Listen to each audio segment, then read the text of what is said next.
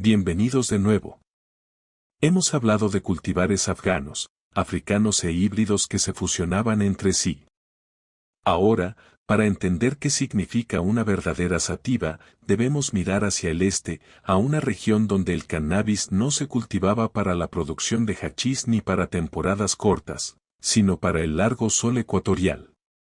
Esta es la historia de las variedades autóctonas tailandesas, cultivares altos y de hojas estrechas que se convirtieron en el modelo genético de lo que Occidente llegó a llamar sativa. Lo primero que hay que entender es que Tailansi es el término genérico más común hoy en día. Pero en realidad, nunca existió una variedad tailandesa estandarizada. Históricamente, Tailandia tenía cultivares regionales ligados a la geografía. Las provincias del norte, como Chiang Mai y Chiang Rai, cultivaban plantas más especiadas y terrosas en su terreno montañoso. Las regiones del noreste, cerca de la frontera con Laos, producían fenotipos con notas cítricas y de pimienta más intensas. Los cultivares costeros del sur tendían a ser más afrutados, adaptados a la humedad tropical. Cada una de estas plantas era una raza autóctona por derecho propio, moldeada por el microclima, la tradición y la selección de los agricultores. Los cultivadores occidentales de los años 70 y 80 no percibieron ese matiz. Los agruparon a todos bajo el término tailandés, una forma abreviada y conveniente de referirse al cannabis alto y de floración prolongada del sudeste asiático. El resultado fue que un conjunto increíblemente diverso de cultivares locales se redujo a una sola palabra. Lo que perduró en la memoria occidental no fue el detalle regional, sino la forma de exportación que definió la época. El palo tailandés. El taíc no era una variedad, sino una preparación. Los cogollos se ataban cuidadosamente a palos con fibra de cáñamo, a veces recubiertos de resina o aceite de hachís, y se curaban formando varitas compactas de cannabis. Contrabandeados desde Tailandia en los años 60 y 70, estos palos inundaron Estados Unidos y Europa, ganándose una reputación de potencia, aroma exótico y un subidón limpio y potente que duraba horas. Para muchos consumidores occidentales de la época, el taíc fue su primera experiencia con la sativa. Aunque en su país de origen, era solo una de las muchas formas en que se preparaba y compartía el cannabis. Culturalmente, el cannabis en Tailandia estaba ligado a la medicina, las ceremonias y la vida cotidiana. Conocido localmente como ganja, palabra heredada del sánscrito, se utilizaba como ungüento para heridas, como digestivo y como hierba ritual en prácticas espirituales. Los agricultores lo cultivaban no solo para la exportación, sino también para la comunidad. Y si bien el alcohol estaba muy extendido, el cannabis se mantuvo firme como un cultivo resistente, adaptado a largos ciclos de floración de 14 a 16 semanas, produciendo cogollos ligeros con resina más orientada al efecto que a la extracción. Lo que definía las variedades tailandesas no era la resina para hachís como en Afganistán, sino su estructura y longevidad. Eran plantas imponentes, a veces de más de 3,6 metros de altura, cultivadas para absorber la luz solar ecuatorial. Su morfología, su gran estatura, sus hojas estrechas y sus largos periodos de floración se convirtieron en la base visual y química de lo que los cultivadores occidentales denominaron sativa. La tragedia es que, en el proceso de exportación, la historia se simplificó. Tailandés se convirtió en una abreviatura, tailandés en la marca internacional, y la rica diversidad de cultivares regionales se perdió en la traducción. Pero si queremos entender qué significa una verdadera sativa, debemos volver a este punto de origen. El cannabis se adaptó a los trópicos, fue estabilizado por agricultores tailandeses e inmortalizado, aunque imperfectamente, en la palabra tailandés. Si las raíces culturales de las variedades autóctonas tailandesas nos muestran de dónde provienen estas plantas, su química revela por qué llegaron a definir la palabra sativa. A diferencia de las indicas afganas, cultivadas para temporadas cortas y la extracción de resina, los cultivares tailandeses se estabilizaron en un entorno ecuatorial con sol constante, alta humedad y largos ciclos de crecimiento. Las plantas aquí tenían el lujo del tiempo, floreciendo durante 14 a 16 semanas o más, lo que les dio espacio para desarrollar una química distinta a la de cualquier planta cultivada en climas áridos de montaña. El análisis de cannabinoides de las auténticas variedades autóctonas tailandesas muestra que son dominantes en THC, alcanzando a menudo entre el 16% y el 20% en la harina, con muy poco CBD. Esa cifra puede parecer promedio según los estándares modernos, pero recordemos que los porcentajes de THC no lo son todo. Lo que hace única a la variedad tailandesa es su perfil de terpina y la forma en que estas moléculas influyen en los efectos del THC en el cuerpo y la mente. El componente dominante es el terpinoleno, presente a menudo en niveles superiores al 0,5% y, a veces, cerca del 1,0%. El terpinoleno es una terpina poco común en la mayoría de los cultivares modernos, lo que explica en parte la singularidad de la variedad tailandesa. Posee aromas a pino, cítricos y hierbas frescas. Y, lo que es más importante, orienta el THC hacia una experiencia cerebral estimulante. Mientras que la mercina tiende a intensificar y anclar los efectos del THC, el terpinoleno hace lo contrario, los potencia, produciendo una sensación de claridad mental, creatividad y energía pura. El oxamini, otra terpina que abunda en plantas ecuatoriales, complementa al terpinoleno. El oxamini aporta notas dulces, florales y, a veces, ligeramente tropicales, lo que contribuye a su reputación como estimulante cerebral. En combinación con el terpinoleno, contribuye a un inicio rápido y una claridad sostenida. El tipo de subidón que se describe como estimulante o funcional durante el día. Lemonín. El olivo está presente en cantidades significativas, aportando un brillo cítrico que evita que la experiencia se sienta monótona. El pino, tanto alfa como beta pineno, es un terpino de apoyo constante, ofreciendo ese aroma fresco a pino a la vez que contribuye al estado de alerta. Las investigaciones han sugerido la capacidad del pinano para contrarrestar parte del deterioro de la memoria causado por el THC, lo que puede ayudar a explicar por qué las carreras de Tailandia se recuerdan no como confusas, sino como subidones lúcidos y prolongados. Juntos, esta matriz de terpino crea lo que los consumidores llegaron a llamar el verdadero efecto sativa. El alto contenido de THC proporciona intensidad, pero el terpinoleno, el oxamini, el lemonine y el pino lo dirigen hacia la concentración, la creatividad y la claridad en lugar de la sedación. El resultado no es una subida nerviosa. Es una estimulación cerebral duradera que puede extenderse durante horas, un reflejo de los largos ciclos de floración de la propia planta. De hecho, la estructura misma de la planta refleja su química. Hojas altas y estrechas que se extienden hacia el sol, floreciendo sin cesar, proporcionando subidones que se sentían ilimitados en comparación con las indicas cortas y ricas en resina. Desde la perspectiva de un experto en cannabis, las variedades tailandesas son el ejemplo perfecto de por qué es importante conocer el terpinoleno. Etiquetarla simplemente como sativa energizante ignora la verdad. No es solo la morfología lo que define a la sativa tailandesa, sino su química. El terpinoleno dirige el THC, amplificando la luminosidad y la claridad. Por eso, los consumidores de los años 60 y 70 recordaban el cannabis tailandés como algo completamente distinto al hachís afgano. En otras palabras, las variedades tailandesas no solo crearon una categoría, sino un lenguaje químico de la sativa, uno que los híbridos modernos imitan, pero rara vez replican.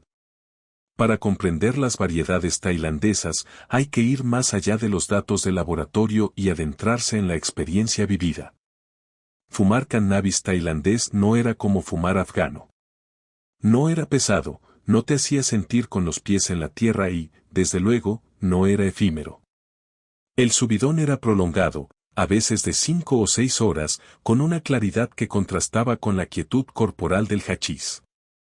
Los consumidores en Tailandia la describían como expansiva, algo que abría la mente, elevaba los sentidos y permitía continuar con el trabajo, la música o la meditación sin agotamiento.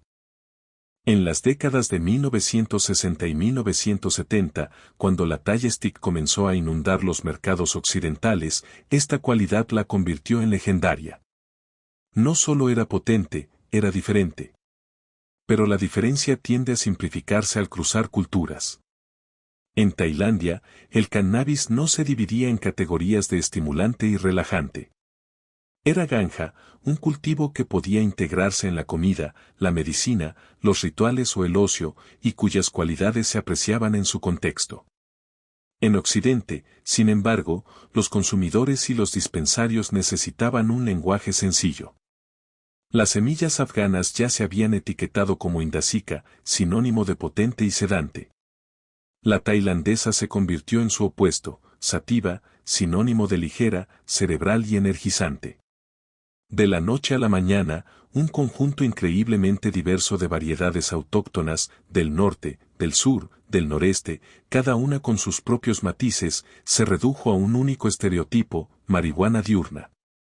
La psicología de esta caracterización errónea es importante.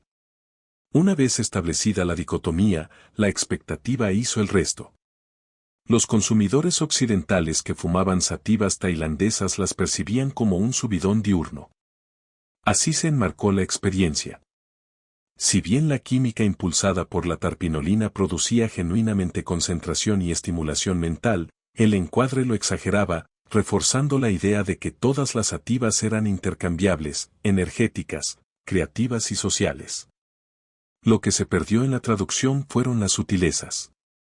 Que las dosis altas de sativas tailandesas podían provocar nerviosismo, incluso ansiedad en algunos. Que ciertos fenotipos tenían un matiz más especiado y equilibrante. Que los tiempos de floración y el clima moldeaban la planta de cada región en una expresión ligeramente diferente. Los vendedores de cannabis de hoy en día aún heredan esa simplificación excesiva. Los descriptores que se ajustan al cumplimiento normativo, como energizante o diurno, dominan los menús, reduciendo las variedades tailandesas y los innumerables híbridos que descienden de ellas a caricaturas. Esto no solo es inexacto, sino que perjudica a los consumidores. Alguien que busca concentración puede encontrarla en un perfil de sativas tailandesas, pero alguien sensible a la terpinolina podría terminar abrumado. El estereotipo de que la sativa equivale a energía borra tanto los matices de la química como la diversidad de la respuesta del consumidor. Y, sin embargo, el estereotipo perdura porque es fácil. Indica abajo, sativa arriba. La variedad tailandesa se convirtió en el símbolo de esta simplicidad. Pero, al igual que con las indicas afganas, la verdad es más compleja. La variedad tailandesa no fue creada para ser cannabis diurno. Fue creada por el entorno y la cultura. Plantas altas que prosperaban bajo el sol ecuatorial, floreciendo sin cesar, produciendo una química que interactuaba con el THC de maneras que se sentían claras y prolongadas. Reducir eso a una etiqueta binaria es despojar tanto a la historia como a la realidad. La experiencia de las variedades autóctonas tailandesas nos muestra que la sativa no es una promesa de energía, sino un espectro de efectos impulsados por el terpinoleno, el ocaminí, la limonina y el pino. Occidente convirtió ese espectro en una sola palabra y, al hacerlo, transformó las expectativas del consumidor durante décadas. La historia de las variedades autóctonas de la IA demuestran algo que todo consumidor, cultivador y fumador debe comprender. La etiqueta sativa está tan mal concebida como la índica. Durante décadas, los menús de los dispensarios en la cultura de consumo se han basado en la simplificación de activo versus desactivado, diurno versus nocturno. Pero la realidad es mucho más compleja. Los cultivares tailandeses no definieron la sativa por ser universalmente energizantes. La definieron por poseer una química única de THC guiada por pinoleno, osamina, lemonina y pinina que producía subidones cerebrales prolongados y lúcidos, A diferencia de los fuertes efectos relajantes de los cultivares afganos. Esa química es real. La etiqueta que surgió de ella es la distorsión. Cuando los cultivadores occidentales agruparon todos los fenotipos regionales de Tailandia bajo la palabra tailandés y la convirtieron en la mascota de la sativa, borraron tanto los matices culturales como la diversidad química. Y una vez que se les dijo a los consumidores que la sativa equivale a concentración y energía, la expectativa se apoderó de ellos. El efecto placebo, reforzado por los guiones complacientes de los dependientes, convirtió el estereotipo en una doctrina. El resultado es un mercado donde los consumidores suelen comprar una etiqueta, no un perfil, y donde los dispensadores se ven obligados a recurrir a categorías que ocultan más de lo que revelan. El camino a seguir no es abandonar la educación sobre el cannabis, sino perfeccionarla. En lugar de dicotomías, necesitamos perfiles, menús que muestren el terpinoleno principal junto con los rangos de cannabinoides. Conversaciones donde un dispensador pueda decir que este cultivar es dominante en terpinoleno sin apoyo de oximani, por lo que se puede esperar una experiencia cerebral clara y duradera. Este tipo de lenguaje respeta tanto las normas de cumplimiento como la inteligencia del consumidor. No promete resultados médicos. No simplifica la complejidad reduciéndola a estereotipos. Les dice la verdad sobre la química a los consumidores. Este conocimiento es empoderador. Cuando uno aprende que las variedades autóctonas tailandesas no eran un monolito, sino una colección de cultivares moldeados por el clima y la tradición, deja de esperar que la sativa signifique una explosión de energía garantizada. En cambio, empieza a buscar el terpinoleno para el pino, los verdaderos responsables del efecto que se desea. Y en ese cambio, el mito pierde fuerza. Las cultivadoras tailandesas nos mostraron lo que el cannabis podía ser bajo el sol ecuatorial. Plantas imponentes que florecían sin cesar, produciendo subidones que se extendían hasta la claridad. Pero también nos dejaron una lección, la facilidad con la que la complejidad se borra con la simplificación excesiva. Si queremos una cultura del cannabis informada, sostenible y respetuosa con la historia, debemos superar la dicotomía. El futuro pertenece a la alfabetización en cannabis, no a las estrategias de marketing simplistas. Así que la próxima vez que veas sativa en un menú, recuerda que no es la etiqueta lo que define la experiencia, sino la química. Y fueron las cultivadoras tailandesas quienes nos enseñaron esta lección primero. Suscríbete y comparte para que el conocimiento sobre el cannabis siga siendo gratuito, preciso y empoderador. Este contenido es solo para fines educativos. No constituye asesoramiento médico y no se hacen afirmaciones sobre tratamiento, diagnóstico o cura. Siempre respeta las leyes y regulaciones locales al comprar, poseer o consumir cannabis.